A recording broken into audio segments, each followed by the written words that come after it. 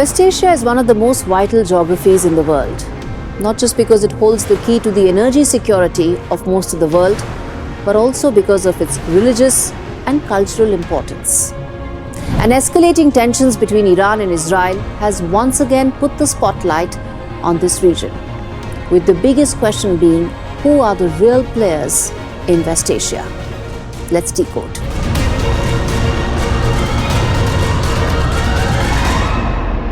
Historically, West Asia has been of enormous interest to the world. As the cradle of civilization, it has direct linkages for Christians, Muslims, and Jews. But it's also the theatre where all power games are played. In the past, it was American writ that reigned supreme, but that's not the case anymore. Russia and China now both hold significant leverage in this region. Both view themselves as great powers, and their decisions are driven by desires to build legacy for their leaders, Vladimir Putin and Xi Jinping, both of whom speak about returning their countries to their earlier so-called grand and imperial times. This makes Middle East the perfect place where all such lofty or maybe misplaced ambitions could be fulfilled. But the biggest reason both are in the Middle East is because they want to counter America and be the counterbalance to American allies. Putin has spent the last decade shoring up influence by taking advantage of localized conflicts in West Asia. In Libya, Russia exploited the civil war. In Syria, Russia expanded its influence after it supported the Assad regime.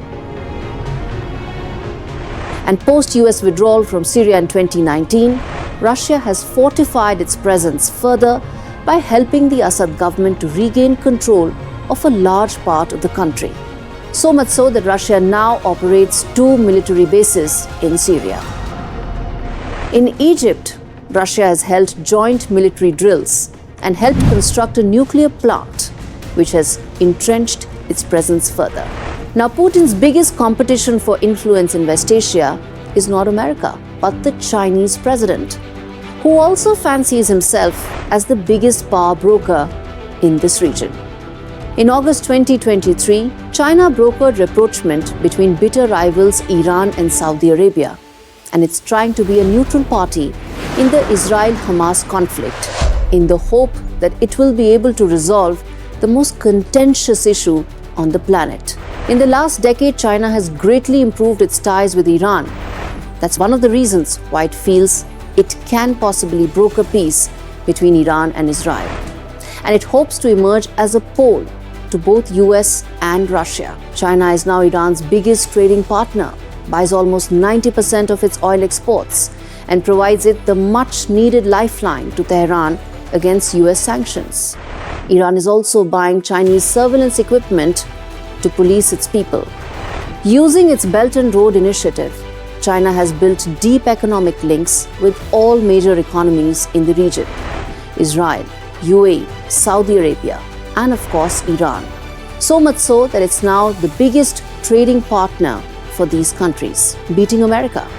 And so significant is China's presence in this region that it's now part of every peace effort. After the Damascus strike on 1st of April 2024, US had reached out to China to keep the situation under control.